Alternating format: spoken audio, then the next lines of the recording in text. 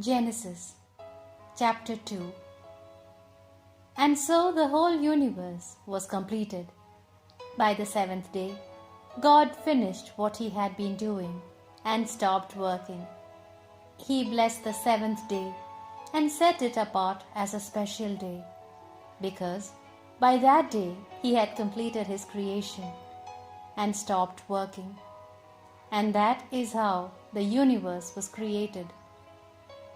When the Lord God made the universe, there were no plants on the earth, and no seeds had sprouted, because he had not sent any rain.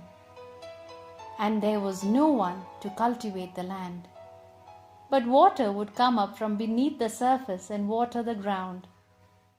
Then the Lord God took some soil from the ground and formed a man out of it.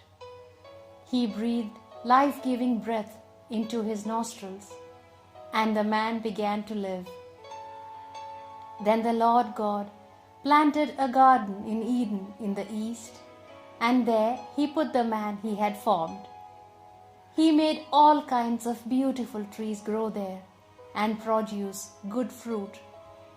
In the middle of the garden stood the tree that gives life, and the tree that gives knowledge of what is good and what is bad. A stream flowed in Eden and watered the garden. Beyond Eden, it divided into 4 rivers. The first river is the Pishon. It flows round the country of Havilah. Pure gold is found there, and also rare perfume and precious stones. The second river is the Gihon.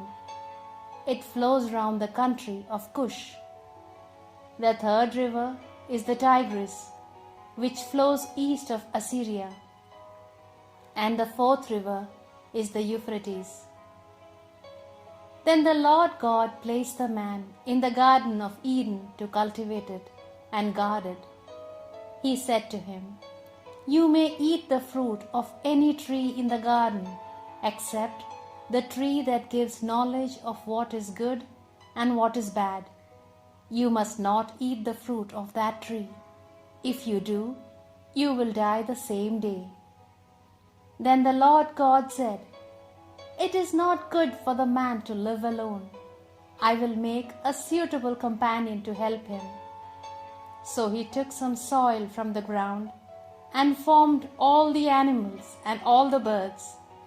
Then he brought them to the man to see what he would name them.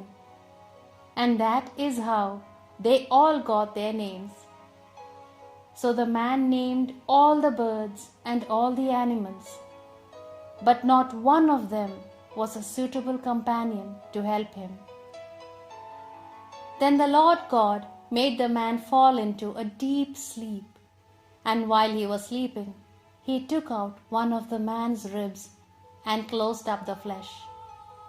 He formed a woman out of the rib and brought her to him. Then the man said, "At last, here is one of my own kind, bone taken from my bone, and flesh from my flesh. Woman is her name, because she was taken out of man. That is why a man leaves his father and mother and is united with his wife, and they become one." The man and the woman were both naked, but they were not embarrassed.